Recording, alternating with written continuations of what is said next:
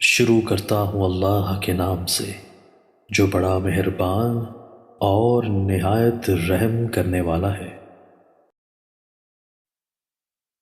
حضرت ابو ہریرہ رضی اللہ تعالیٰ عنہ بیان کرتے ہیں، رسول اللہ صلی اللہ علیہ وآلہ وسلم نے فرمایا، آدمی کے چھوٹا ہونے کے لیے بس یہی کافی ہے کہ وہ ہر سنی سنائی بات یعنی تحقیق کیے بغیر بیان کر دے۔ حضرت عمران بن حسین رضی اللہ تعالیٰ عنہ سے روایت ہے کہ مزینہ قبیلہ کے دو آدمیوں نے عرض کیا،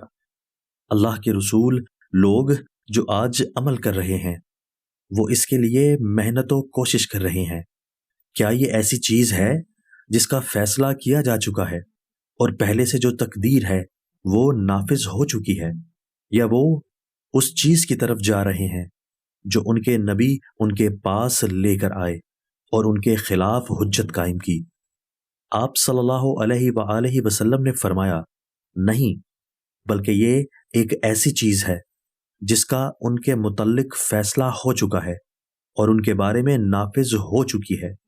اور اس کی تصدیق اللہ عز و جل کی کتاب میں ہے، اور نفس کی قسم اور اس کی جو کچھ اس نے درست کیا، پھر بدکاری اور پرہیزگاری دونوں کی اسے سمجھ عطا کی۔ حضرت ابو ہریرہ رضی اللہ تعالیٰ عنہ بیان کرتے ہیں، رسول اللہ صلی اللہ علیہ وآلہ وسلم نے فرمایا، اللہ نے اولاد آدم پر اس کے زنا کا حصہ لکھ دیا ہے جسے وہ ضرور پا کر رہے گا۔ آنکھ کا زنا دیکھنا ہے، زبان کا زنا بولنا ہے،